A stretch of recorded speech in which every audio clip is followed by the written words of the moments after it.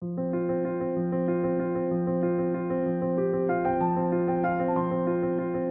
الله الرحمن الرحيم وبه نستعين أمور الدنيا والدين أدبنا دكوان بلينا كورس كان أي نمانتا كوكلانو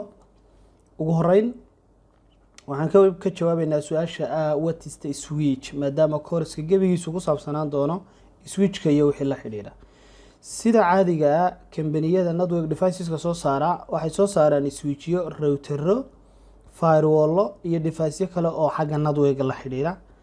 laakiin saddexdaas ayaa ugu caansan marka waxaynu u baahanahay marka koobaad switchka oo ah waxyaabo ugu shaqada badan inaan barano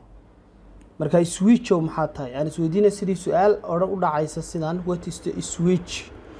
muxuu yahay network devices ka markaan ka hadlayno waxa leenahay Cisco switches are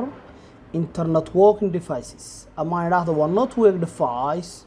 waa device networking ka samaysa oo used to connect oo loo isticmaalo in la iskugu xidho devices with local area network qalabyada local ahaan iskugu xidhan ee local area network ahaan iskugu xidhan ama hal meel wada yaala waa devices isku xidha shaqada switch ba shaqadeedu tahay inuu yahay fure meel fure laba shay isku xidha oo marna on ka dhigay tusaale ahaan marna off ka dhigay sida korontada marka switchkuna shaqadaas ayuu qabtaa another definition aan switchka ku define gareyn karnaa inuu yahay bayna oran karnaa switch operates aan idhaahdo marka koobaad horta wuxuu ka shaqo galaa ama switchesku they operate layer 2 waxaan uga jeedaa waxa jira network waxa taqaanaan ama idin qaarkiin aydan aqoonin YouTube channelkaygaad ka soo daawan kartaa haddii aan network kugu cusub yahay tusaale ahaan waxa jira wax loo yaqaano 7 layers of OSI model 7 layer oo communication ku maro oo loo yaqaano magacooda OSI model ayaa loo yaqaanaa 7 layer ee OSI modelka la isku yiraahdo xagga hoose laga soo tiriyaa ka ugu horeeya waxa loo yaqaanaa physical layer ka labaadna waxa loo yaqaanaa data link layer hadaba devices kan aynu switchka ku sheegnay ama devices ka switchada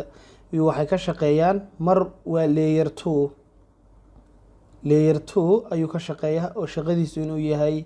interconnecting devices inuu yahay gaar ahaan local area network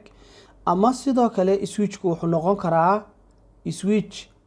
xagga maskaxdiisa la horumariyay oo more smarter laga dhigay oo ka shaqeynaya data link layerka ka sii sareeya oo loo yaqaano network layer kaana waxa loo yaqaanaa layer 3 marka layer 3 waxa ka shaqeeya labada shay ee ah switch iyo sidoo kale waxa ka shaqeeya routers aan sidoo kale firewall kuna uu ka shaqeeya sidoo kale uu ka shaqeeya marka layer 3 iyo layer 2 labadaba switchku uu noqon karaa laakiin functionality-giisa ayaa kala duwan sidaasaan ugu sheegaya marka inuu layer 2 device inuu yahay oo data link layerka uu ka shaqeeyo oo isay modelka also through sidoo kale wuxuu sii dhex mari karaa some other models provided layer 3 inuu layer 3 ga noqon karo capabilities-kiisa yeelan kara awoodiisii oo layer 3 gu shaqadiisu waxa weeyaan waa awood uu yeelanayo device-ku inuu wax root gareyn karo halkan waa switching laakiin routing hadii loo baahan yahay layer 3 device ayaa loo baahanayaa switchada qaarkood ayaa layer 3